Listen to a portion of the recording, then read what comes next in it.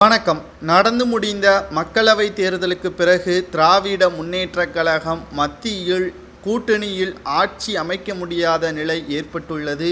தமிழகத்தை பொறுத்தளவிற்கு திராவிட முன்னேற்றக் கழகமும் கூட்டணி கட்சிகளும் 40 தொகுதிகளை வெற்றியடைந்தாலும் மத்தியில் பெரும்பான்மையான 272 தொகுதிகள் வெற்றியடைய முடியாத காரணத்தினால் இந்தியா கூட்டணி மிகப்பெரிய ஒரு தோல்வியை சந்தித்துள்ளது. இதற்கு மிக முக்கியமான காரணம் திமுக தான் என்று மேற்கு வங்காள முதல்வர் மம்தா பானர்ஜி அவர்கள் தெரிவித்திருக்கிறார்.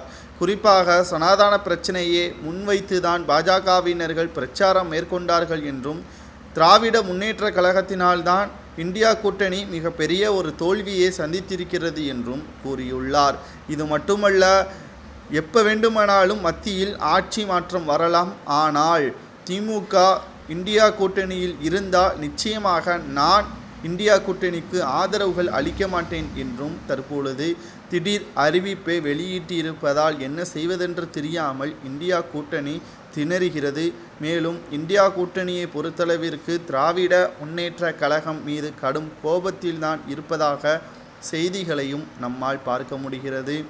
கிட்டத்தட்ட ஸ்டாலின் அவர்கள் வடமாநிலங்களில் எந்த ஒரு பிரச்சாரத்திற்கும் செல்லவில்லை. மேலும் அவர் பிரச்சாரத்திற்கு சென்றாலும் நிச்சயமாக அவர் மீது தாக்குதலை நடத்தியிருப்பார்கள். டெல்லிக்கு செல்வதற்கே பயந்து கொண்டுதான் கடைசி நேரத்தில் வெற்றியடைந்ததற்கு பிறகு தமிழகத்தில் 40 தொகுதிகளில் வெற்றியடைந்ததற்கு பிறகு பலத்த பாதுகாப்புடன் தான் டெல்லிக்கு சென்றார் என்பதும் குறிப்பிடத்தக்கது.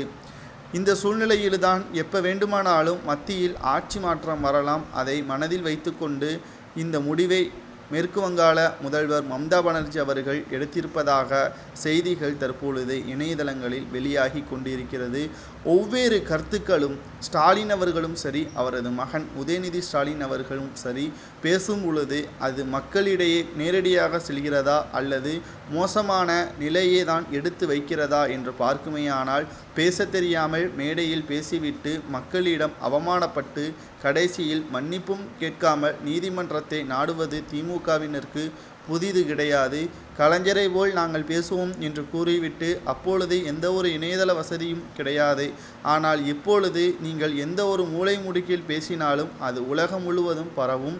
மேலும் சனாதன பிரச்சனை எங்கோ ஒரு கிராமத்தில் எங்கோ ஒரு மூலை முடுக்கில் உள்ள மேடையில் பேசுகிறோம் என்று கூறிவிட்டு உதயநிதி ஸ்டாலின் அவர்களுக்கு வடமாநிலங்களில் செருப்படி வாங்கிய காட்சிகளையும் நம்மால் பார்த்து கொண்டுதான் இருக்கிறோம்.